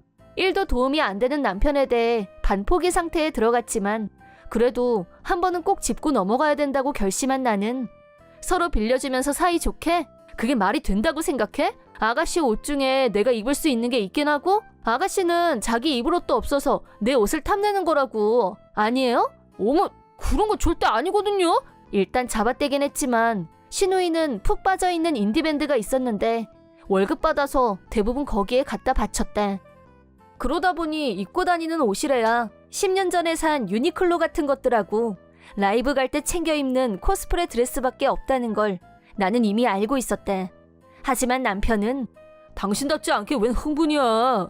그깟 옷 한 벌 빌려주는 것 같고 그렇게 열낼 일이 뭐가 있어? 라며 내가 찐으로 화가 난 모습을 보고 당황한 것 같았지만 여전히 그놈의 사이좋게 어쩌고 정신을 고수했다. 그 순간 나와 남편 사이에 심상치 않은 기류가 생겼고 신우이는 자기만 안 다치고 빠져나갈 계산이었는지 실실 웃으면서 내가 돈을 훔친 것도 아니고 고작 옷 한 벌 갖고 언니 너무 오버한다. 이게 그럴 일이에요? 은근히 언니 속이 좁은 것 같아. 오빠가 처음 언니랑 결혼한다고 했을 때 헐 설마 했었는데 역시 실패한 결혼이라는 합리적인 의심? 안 그래 오빠? 라면서 자기가 한 짓은 어쩌고 나를 자격미달로 몰고 갔대. 나도 더 이상은 안 참기로 결정. 겨우 옷 한 벌? 그래서 돈도 아니고 겨우 옷 한 벌을 왜 훔치는 건데? 겨우 옷 한 벌도 살 주제가 못 되니까 이런 사단이 일어나는 거잖아. 그래놓고 뭐 속이 좁아? 결혼을 실패해? 합리적인 의심 같은 소리 하고 있네. 지금 아가씨가 들고 있는 그 원피스는 돌아가신 우리 할머니가 나를 위해서 남겨준 돈으로 산 거야. 내가 어른이 되면 예쁜 옷도 사고 멋도 내라면서 조금씩 모아주신 돈으로 누구한테는 그저 천조각으로 만든 거겠지만 나한테는 그 이상이라고. 이런 생각을 이해할 수도 할 생각도 없는 사람한테 빌려줄 옷 따윈 없어. 같은 공간에 있는 것만으로도 불쾌하니까 당장 여기서 나가줘. 라고 한바탕 해댔대. 내가 진짜 화가 난 걸 알게 된 남편은 비상사태라고 생각했는지 그동안 내 생각이 짧았어. 정말 미안해. 잘못했어. 라며 무릎 꿇고 정식으로 사과했고 잘난 척하다 욕만 더 먹고 쫄아있는 신우이를 강제로 집으로 돌려보냈대. 하지만 그 정도로 내 화는 풀리지 않았다. 처음에 버릇을 잘못 들인 내 탓도 있지만 선을 넘었다 싶었을 때부터 남편한테 몇 번이나 불쾌하다고 말을 해왔다. 하지만 남편은 철저히 신우이 편이었다. 신우이는 남편 백을 믿고 마음 놓고 드나들면서 자기 물건처럼 가져갔다는 게 내 생각이다. 그래서 그날은 그렇게 넘어갔지만 남편이 출장을 가고 며칠 집에 없는 틈을 타서 남동생을 집으로 불렀대. 그리고 남편이 출장에서 돌아왔을 때는 꼴 좋게 내 옷은 다 어디 갔어? 시계도 없네? 라며 급 당황. 그거 내 동생한테 빌려줬어. 뭐야? 빌려줘? 그 정도는 서로 빌려주면서 사이좋게 지내면 좋잖아? 당신도 그동안 당신 동생한테 가져가라고 그랬잖아. 근데 내 동생은 안 된다는 거야? 그러자 남편은 한마디도 못하고 입을 다물었지만 잔뜩 화가 난 그 표정만은 숨길 수 없었대. 왜냐하면 남편으로 말하자면 옷에 대해서 결벽증까지는 아니지만 절대 남한테 빌려줄 사람이 아니었대. 빈티지 옷도 절대 안 사는 타입. 반면 나는 빈티지나 헌옷에 전혀 거부감이 없었고 그래서 빌려줘도 된다고 멋대로 판단했던 모양인데 그런 차원이 아니란 사실. 그래도 옷을 남한테. 그래? 처남이 당신한테 남이면 아가씨도 나한테 완전 남이야. 아니 시계는 고급품인데. 내 옷이며 가방은 지금은 돈이 있어도 못 사는 것들도 있어. 남편 입에서 나오는 말마다 바른 소리로 되받아쳐 주자 남편은 더 이상 할 말을 잃었고 어깨가 축 처졌대. 자기 거에 손대는 건 이렇게 싫어하면서 어떻게 아가씨한테는 그렇게 매번 인심이 좋았을까? 내 거라서 그랬나? 내가 분명히 말해두는데 아가씨가 내 거 빌려가고 안 돌려준 횟수만큼 당신도 똑같이 느끼게 해줄 거니까 그렇게 알아둬. 라고 하자 금방 죽을 것 같은 얼굴을 냈대. 그러더니 남편은 시댁으로 곧장 달려가서 신우이를 우리 집엔 다시 못 오게 아예 출입금지를 시켜버렸대. 신우이가 내 물건을 꿀꺽하면 자동으로 자기 물건도 다시는 못 돌려받게 될 테니까. 또 남편이 시댁에 가서 그 얘기를 하자 시아버지까지 모든 사실을 알게 됐고 화가 난 시아버지는 신우이를 말리지 않았던 시어머니까지 싸잡아서 엄청나게 주의를 주셨다고 한다. 그 정도에서 끝난 게 아니라 앞으로 인디밴드 라이브니 덕질까지 금지당하는 엄청난 벌을 받게 됐고 신우이는 지금 멘붕 상태라고. 또 성실히 직장 생활에 전념하고 자기 월급으로 옷을 살 때까지는 단색 티셔츠에 청바지만 입고 다니라고 복장까지 규제를 받았다고 한다. 시아버지 덕분에 그동안 꿀꺽했던 내 옷이며 물건들은 전부 반납받았고 그동안 피해를 준 만큼 매달 월급에서 나한테 위자료를 보내주기로 시아버지께 약속했다고 한다. 역시 겪어봐야 안다고. 남편 물건을 빌려주지 않았다면 이런 극적인 해결은 없었을 거고 결과적으로 내 선택은 옳았다고 본다. 한편 내 동생은 득템했다면서 신이 나 있었다. 남편은 패션에 관심이 많고 센스는 있어도 좋은 것만 갖고 있는 편이다. 나이차가 많이 나지 않아서 동생 입장에서는 완전 꿀 득템인 셈이었다. 처음에 내가 마음에 드는 게 있으면 빌려가라고 했을 때는 그래도 되냐고 주저하는 눈치였지만 이 일의 배경이 된 사건과 이건 복수행위에 해당한다고 거듭 설명하면서 사양하지 말고 다 빌려가도 된다고 하자 신이 나서 들고 갔대. 물론 내 동생은 신우이처럼 꿀꺽할 애가 아니란 걸 알고 빌려준 거였대. 말 안 해도 조심해서 입고 깨끗하게 빨아서 돌려줄 거다. 그러면 또 다른 것도 빌릴 수 있다는 걸 알기 때문에 요즘 신이 나 있대. 그 후 시어머니한테서 전화가 걸려왔고 매우 진심을 담아서 사과하셨대. 시아버지한테 단단히 주의를 받아서인지는 몰라도 자기가 생각이 짧았다며 미안하다고 하셨대. 이 일로 인해 신우이는 라이브에 못 가게 됐을 뿐 아니라 라이브용 코스프레 의상도 전부 버리라고 호령이 떨어졌다고 한다. 신우이는 엄청난 충격을 받고 멘붕이 오고 한동안 눈동자에 초점도 없이 지냈다고 하는데 이 모든 건 자업자득일 뿐 그동안 내 옷을 자기 옷처럼 취급했으면서 고맙다는 인사는커녕 되려 내 험담과 인격 모독 발언까지. 나랑 결혼한 게 실패라니 어이가 없어서 참. 그런 말까지 들은 마당에 적당히 눈 감아주고 넘어가는 일은 절대 없을 거다. 좋아하는 라이브에 못 가게 됐지만 당분간 나한테 위자료를 보내야 하기 때문에 월급을 받아도 여유는 없을 테고 더구나 시아버지가 복장까지 규제를 했기 때문에 그 옷차림으로 외출하기도 그렇고 습관적으로 늘 자기 편이었던 남편을 떠올렸을 테고 도와달라고 연락이 왔다는데 남편도 태도가 싹 달라져서 신우이를 완전 손절했다고 한다. 너도 한번 당해볼지어다. 내 이름은 남이라 영업일을 하는 27살. 남편 왕고집과는 대학교 때부터 사귀던 사이로 2년 전에 결혼해서 맞벌이로 생계를 꾸리고 있다. 시댁은 평생 농사만 지으면서 사신 분들인데 우리가 농사를 이어받았으면 좋겠다는 말은 절대 하지 않으셨다. 농사로 생계를 이어가는 건 쉽지 않은 일이고 대학까지 나와서 좋은 회사에 취업했으니 도시에서 편하게 생활하는 게 좋을 거라고 말씀하셨다. 난 그렇게 마음 넓은 시부모님께 감사할 뿐이었다. 남편은 농사인 전혀 흥미가 없었고 시댁에 방문하더라도 농사일은 전혀 거들지 않았다. 난 열심히 일하시는 시부모님을 앉아서 보기만 할 수가 없어서 시댁에 갈 때마다 일손을 거들었다. 시부모님과 가까워진 난 추석이나 설날이 아니어도 농사철이 되면 일부러 나서서 도와드리러 가곤 했다. 그때마다 시부모님은 일부러 와줘서 너무 고맙구나. 무리하지 말고 하고 신경 써주셨다. 지난번에 일 도와드리러 왔을 때 어머님이 말씀하시길 젊었을 적 당신의 시어머니에게 늘 구박만 당했었다고 한다. 농사일 안 물려받을 거면 이혼하고 썩 꺼져! 라는 말을 끊임없이 들었단다. 그러다 보니 나에겐 그렇게 하고 싶지 않으셨다고 한다. 그래서 당신 아들에겐 농사일을 물려받지 않아도 괜찮다고 하는 거라고 하셨다. 아버님도 그 의견을 존중하시는 것 같았고 농사일은 당신들 세대에서 끝날 거라고 결정하셨다고 들었다. 그런 시부모님께 감사하며 난 내일에도 소홀하지 않고 최선을 다했다. 그렇게 노력한 덕분인지 어느 날 상사가 날 부르더니 내가 승진하게 됐다고 했다.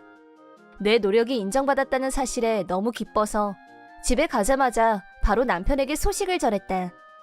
그러자 남편은 좋겠네 하고 뭔가 영혼 없는 반응을 보였다. 그 태도가 어딘지 마음에 걸렸지만 그냥 기분이 좀 안 좋았던 거라고 생각하기로 했다. 일이 바빠지면서 시댁에 자주 찾아뵙지 못하다가 어느새 추석이 되었다. 오랜만에 시댁에 가니 무슨 영문인지 시부모님은 나에게 농사일을 가르쳐 주시겠다며 만반의 준비를 하고 계셨다. 원래는 무리하지 않아도 괜찮아 라고 말씀해 주시는 어머님이 이날은 가르칠 게 많으니까 오늘은 정신 차리고 열심히 해야 돼 라고 하셨다.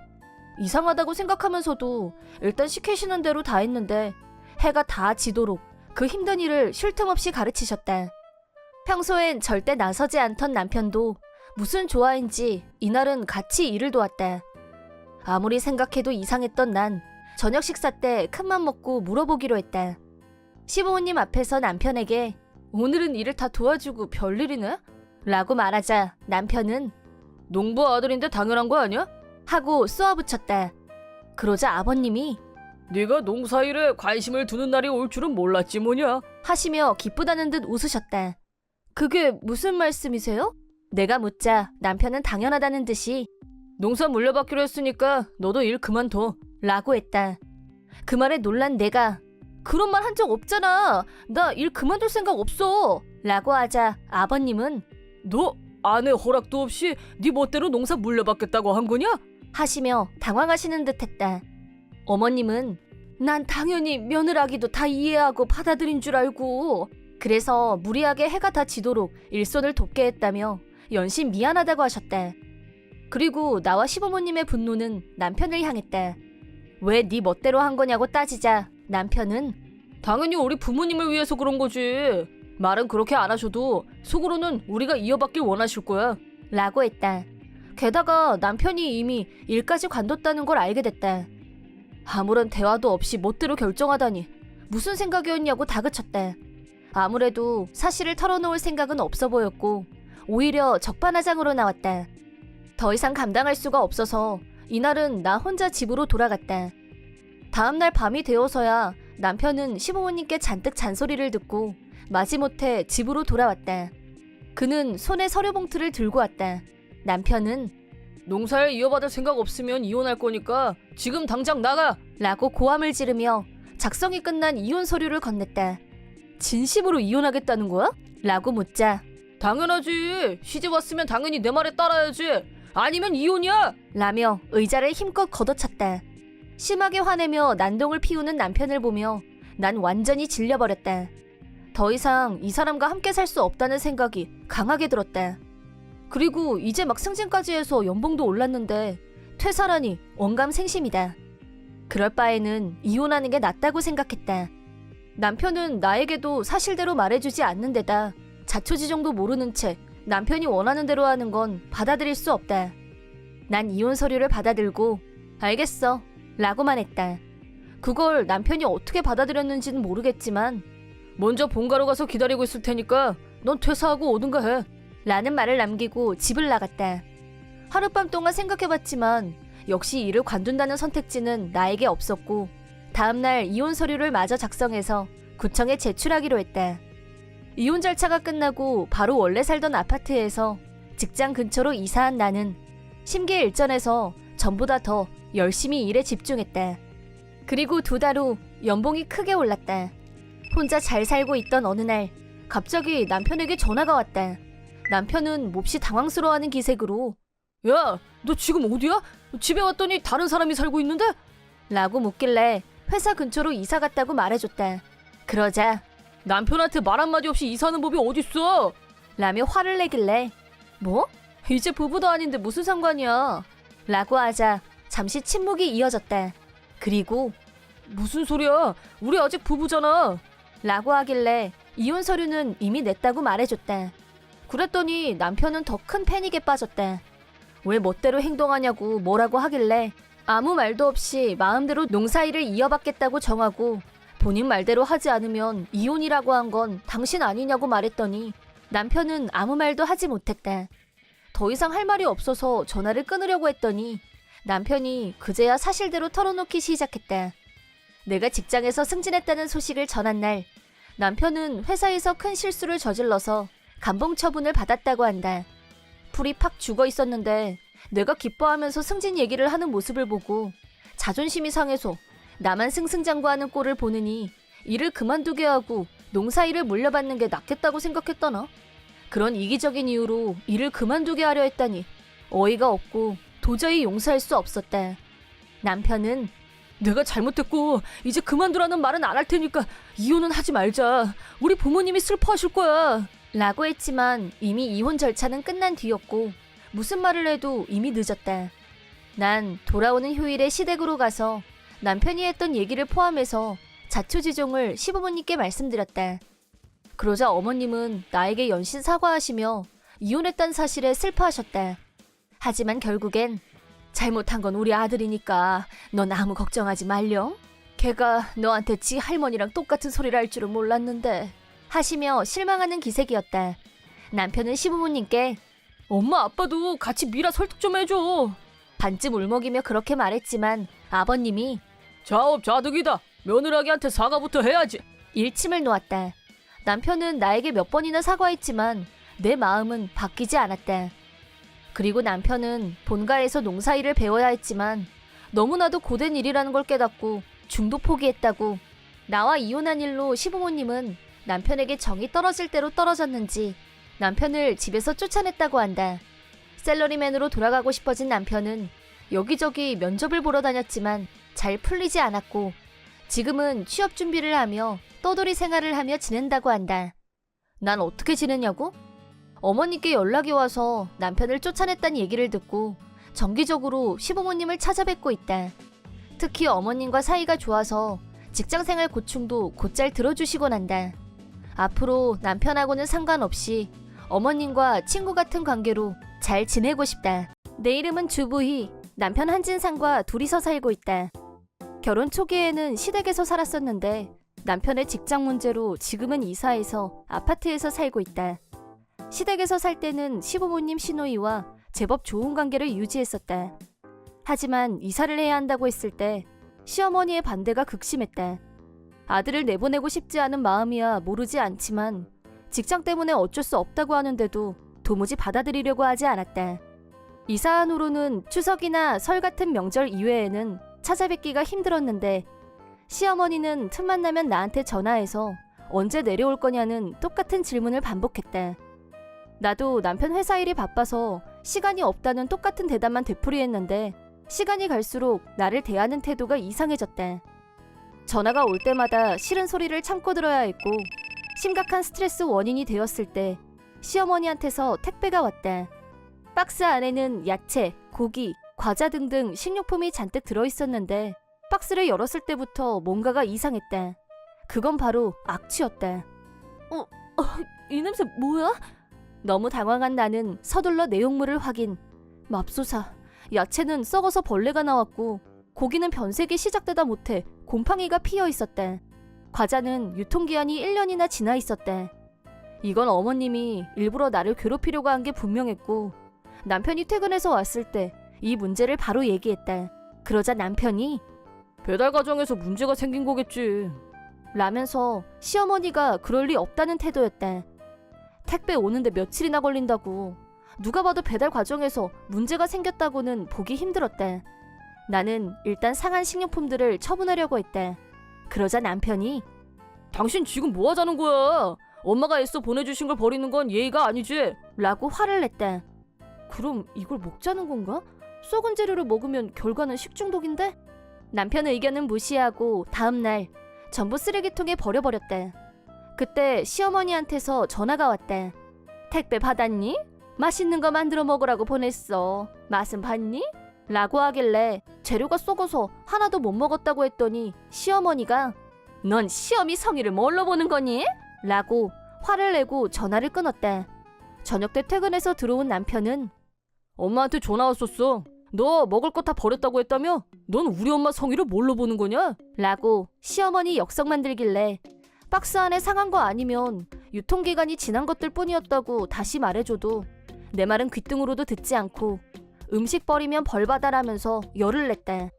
그 뒤로 시어머니는 거의 매주 썩은 식료품을 택배로 보내왔고 내가 그걸 버릴 때마다 남편은 거칠게 화를 냈다. 그게 한 달이나 계속됐고 하루는 나도 너무 화가 나서 남편한테 제발 그만하시라고 당신이 어머님한테 말 좀 해 라고 하자 남편이 엄마한테 무슨 얘기를 해? 넌 닥치고 그걸로 음식이나 만들어 라면서 오히려 나한테 화를 냈다. 이쯤 되면 나도 참는데 한계가 있는 법.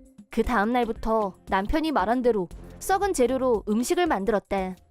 물론 나는 식중독에 걸리고 싶지 않았기 때문에 어머님표 식재료는 전부 그분이 사랑하는 아들에게 먹였다. 아침밥으로 어머님표 썩은 식재료를 사용한 야채볶음과 된장국을 차려줬더니 남편은 한 입 먹고 바로 토했다. 이거 뭐야? 냄새 나잖아. 라면서 수돗물로 입안을 헹구는 남편에게 당신이 시킨 대로 한 건데? 그거 전부 어머님이 택배로 보내주신 재료로 만든 거야 라고 하자 남편도 입을 다물었고 보너스로 한마디 덧붙여서 오늘 도시락은 어머님표 고기로 돼지 불고기 만들었으니까 맛있게 먹어? 고기에서 상했는지 냄새가 나더라고.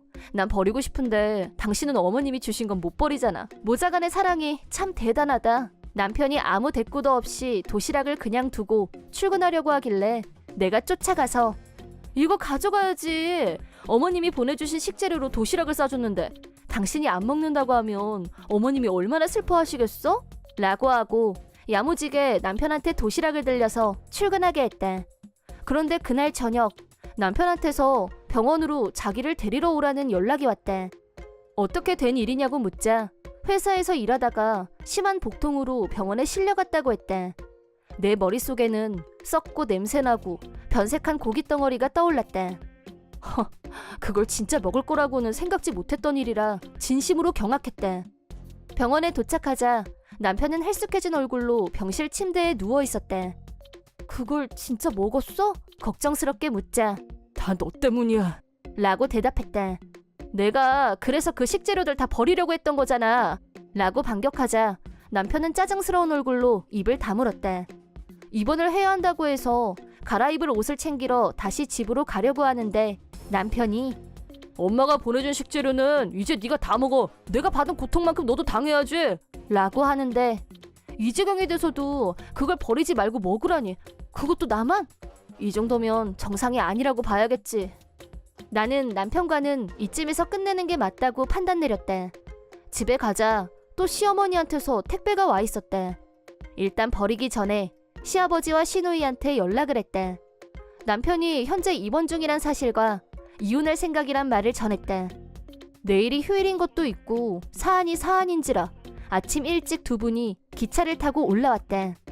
갑자기 이혼이라니? 나를 보자마자 질문 공세를 시작. 다 같이 살 때는 아무 문제 없었는데 갑자기 왜 이렇게 됐는지 당황한 것 같았대. 나는 대답 대신 시어머니 표 식재료를 보여드렸대. 심한 악취를 풍기는 식료품을 보고 두 사람은 코를 막았대.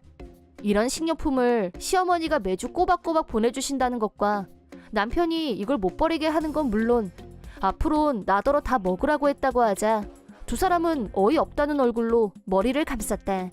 그때 남편이 퇴원해서 집으로 돌아왔대. 남편은 집에 오자마자 넌 남편이 태어나는데 병원에 코빼기도 안 비추냐? 라고 흥분. 그때 옆에 있던 시아버지가 그딴 건 둘째치고 너 얼른 부인한테 사과부터 해. 라고 부르령을. 남편은 시아버지와 시누이를 보더니 깜놀. 두 사람의 욕은 어떻게? 놀란 남편에게 시누이가 너랑 엄마랑 둘이 왜 세트로 부인을 괴롭히는 건데? 어이 상실 진짜. 너같이 멍청한 애는 동생이라고 하고 싶지도 않다. 버럭 화를 내자 남편은 괴롭히긴 난 그런 적 없어 라고 은근슬쩍 회피하려 했는데 시아버지와 시누이가 그냥 못 넘어간다고 하자 마지못해서 나한테 사과했대. 이어서 시아버지가 시어머니한테 전화를 걸었고 시어머니는 그게 썩었어? 난 몰랐지 라고 모르는 척했지만 식재료가 이 상태인데 몰랐다는 게 말이 되냐며 시아버지와 시누이가 버럭 호통을 치자 시어머니는 그제야 자기가 일부러 그랬다는 걸 인정했대. 우리가 이사를 나간 것도 그렇고 보고 싶은 아들이 집에 안 오는 게 화가 나서 모든 분풀이를 나한테 했다고 시인했대. 시어머니도 전화로 미안하다고 했지만 나는 이혼할 생각이라는 말만 하고 전화를 끊었대. 남편은 이런 일로 이혼이라니 결혼이 장난이야? 라면서 이혼을 거부했는데 옆에 서 있던 시누이가 너 같은 진상은 남편 자격도 없고 부위가 너무 아까워 라고 내 편을 들어줬고 그 덕분에 남편과 이혼할 수 있었대. 시아버지 역시 나한테 너무 미안하다면서 남편과 시어머니에게 위자료 명목으로 내가 이사하는데 필요한 비용과 취직 자리가 정해질 때까지 생활비를 지원하라고 지시하셨대. 덕분에 이혼 후 자립할 때까지 생활비 걱정은 하지 않아도 됐대. 무사히 취직을 하고 어느 정도 안정이 됐을 때 시누이한테서 연락이 왔대. 시누이 말로는 시어머니의 악질적인 면을 알게 된 시아버지는 크게 충격을 받았고 이혼을 결심한 후 시어머니를 집에서 내보냈다고 한다. 시누이 역시 남편과 시어머니한테 너무 정이 떨어져서 상대하고 싶지도 않고 앞으로 안 보고 살지도 모르겠다고 했대. 이혼 후 남편이 나한테 몇 번이나 자기랑 시아버지, 시누이가 다시 예전처럼 지낼 수 있게 도와달라고 사정을 했지만 나는 이제 너와는 그 어떤 일로도 연락하고 싶지 않다고 냉정하게 거절하자 그 뒤로는 아무 연락도 오지 않는다. 나는 이혼하고 직장에 다시 다니고 그러다 얼마 후 같은 직장에서 좋은 사람을 알게 됐고 연인 사이로 발전했다. 지금은 새 남친과 함께 남편과 같이 있을 때와는 비교도 안 되게 유의미하고 즐거운 나날을 보내고 있다. 반면 전 남편은 이혼을 계기로 정신적으로 약해진 건 물론 회사에서도 실수를 연발하면서 회사에서 안 좋은 소리도 많이 듣고 출세할 기회가 없어지자 자포자기 심정이 되어 사표를 내버렸다고 한다. 지금은 원래 살던 아파트에서 나와서 시어머니가 혼자 살고 있는 아파트로 이사를 냈고 알바를 하면서 연금으로 살고 있는 시어머니한테 전적으로 의지해서 둘이서 살고 있다고 한다. 아들 바보였던 시어머니는 이혼한 후에도 시아버지한테 재결합하자는 내용의 장문의 편지를 수시로 보내고 있다고 하는데 이 모든 불상사가 다 자업자득 아닌가? 제발 그 사실을 깨닫고 나한테 했던 일을 반성했으면 하는 바람이다. 내 이름은 주방이, 남편 한진상과 유치원생 지훈이까지 세 식구에 나는 전업주부이다. 나는 원래 남자처럼 털털한 성격이고 요리는 맛으로 승부를 보는 것이지 겉보기에 예쁘게 꾸미는 거엔 취미가 없었다. 색깔 맞춰서 알록달록 이런 건 저세상 얘기. 하지만 영양소를 골고루 챙기자는 주의로 가족을 위해 매일 열심히 요리하는 사람이다. 그런 나와 정반대 타입인 시어머니는 알록달록 화사하니 눈호강도 하고 막까지 잡는 최고의 요리사였다. 시댁은 우리 집에서 가까운 편이어서 시어머니는 음식을 자주 갖다 주시는 편이다. 시어머니표 반찬은 정말 맛있었고 언제나 대환영이었다. 하지만 남편은 시어머니 반찬을 먹을 때마다 나한테 짜증을 내기 시작했는데 역시 우리 엄마 음식은 최고야. 당신도 먹지만 말고 좀 배워. 먹을 때마다 한마디씩 하니까 짜증이 막. 틀린 말은 아니라 뭐라고 말도 못하고 스트레스만 쌓여갔다. 그러던 어느 날 시아버지 환갑잔치를 위해 친척들까지 전부 시댁에서 모이기로 했다. 시어머니 혼자서 음식을 하는 건 아무래도 힘들 것 같아서 평소에 자신 있는 메뉴인 집에서 닭튀김을 만들어서 가져가기로 했다. 시댁에 도착하자 벌써 식탁에는 맛있어 보이는 음식들이 가득 놓여 있었다. 이미 와 계신 친척 어른들은 모두 역시 음식 솜씨는 최고야 라면서 모두 칭찬 일색이었다. 그때 내가 만든 닭튀김을 꺼내자 시어머니는 아유 뭘 이런 걸 다 맛있어 보이네 수고했다 라면서 활짝 웃으셨다. 그런데 남편이 내 귀에 대고 넌 왜 쓸데없이 마탱가리도 없어 보이는 걸 꺼내지 마 라고 했다. 살짝 까맣게 탄 것도 있긴 하지만 맛은 아들아이가 엄지척을 정도인데 내가 그럼 애써 만든 걸 아깝게 버리라는 거야 뭐야? 라고 묻자 아무튼 안 보이는 데다 치워 라고 말했다. 할 수 없이 보냉백에 닭튀김을 다시 집어넣고 있었는데 시아버지가 오셔서 그거 얼른 데워서 가져와라. 너 내가 닭튀김 좋아하는 건 어떻게 알았니? 라고 하셔서 전자레인지에 돌려서 식탁 위에 올렸고 그걸 본 남편은 얼굴색이 확 변하면서 매서운 눈으로 나를 노려봤다. 다 같이 식사를 시작하자 모두들 시어머니 요리에 감탄을 연발했다. 하지만 시부모님들은 제일 먼저 내가 만든 닭튀김으로 젓가락을 가져갔고 너무 맛있다. 이거 우리 방이가 직접 만든 거예요. 라면서 모두에게도 먹어보라고 권했다. 그러자 친척분들도 한 입씩 드시더니 이거 진짜 맛있네 라면서 칭찬해 주셨다. 옆에서 듣고 있던 남편이 됐어요. 볼품도 없는 걸 빈말까지 하면서 드실 거 없어요. 라고 퉁명스럽게 말하자 일순 분위기가 냉랭해지면서 모두들 남편을 한심한 눈으로 쳐다봤다.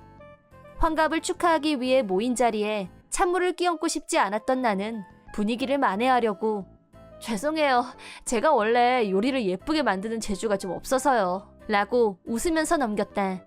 남편의 발언 때문에 분위기가 순간 가라앉았지만 그것 빼고는 다행히 다른 이상한 분위기는 연출되지 않았고 무사히 화기애애한 분위기 속에서 환갑잔치가 마무리됐다. 하지만 그날 이후로 남편의 막말은 점점 강도가 세져갔다. 친척 어른들 다 모인 자리에서 내 얼굴에 먹칠하니까 좋대? 라면서 자기 눈에 차지 않았다는 이유로 닭튀김을 계속 물고 늘어졌다. 그리고 그 다음 주말이 되자 남편이 너 이제 우리 엄마한테 요리 배워 라고 하면서 다시 시댁에 가자고 했다. 시댁에 도착하자마자 남편은 시어머니한테 엄마 얘한테 요리 좀 제대로 가르쳐줘. 얘는 맨날 타다만 요리밖에 못해. 식욕이 안 생겨 라고 했다. 그러자 시어머니는 남편한테 타다만 요리라니? 그게 뭐 어쨌단 건데? 그럼 네가 해. 네가 안 할 거면 불평하지 말고 먹고. 라고 야단을 치셨다. 하지만 남편은 시어머니의 말뜻을 이해 못하는 것 같았다. 그렇게 감싸고 돌 필요 없어요. 라고 대답을. 내가 어머님 저 오늘 좀 잘 가르쳐주세요. 라고 하자 기분을 푸셨고 원포인트 레슨을 시작하셨다. 점심 식사로 파에리아를 만들자 남편은 격하게 좋아했다. 이거야 이거! 레시피 마스터했어? 응, 메모해뒀어. 그래봐야 네가 만들면 모양새가 안 날 게 뻔해. 엄마, 그러지 말고 우리랑 같이 사는 거 어때요? 남편의 뜬금없는 발언에 나도 모르게 그만 에? 하고 반응을 하고 말았다. 동거라니. 지금까지 지나가는 말로도 한 적이 없는데 자다가 봉창도 유분수지. 그런 중대 사안은 시어머니한테 돌직구 할 게 아니라 나한테 먼저 말하는 게 상식 아닌가? 시부모님을 존경하곤 있었지만 동거는 별개의 문제고 그걸 원했던 적은 없었다. 그리고 그건 시부모님들도 같은 마음이었던 것 같다. 혼자서 앞서가는 남편을 향해 시어머니가 동거? 갑자기? 라고 하자 남편이 그야 매일 엄마 집밥이 먹고 싶으니까 그렇지. 그리고 엄마도 매일 그 많은 집안일을 혼자서 하긴 힘들지 않아? 동거하면 방이한테 다 시키면 되는데 뭐가 걱정이야? 라고 했다. 그러자 계속 듣고만 계시던 시아버지가 갑자기 오늘은 여기서 자고 내일 가라 라고 하셨다.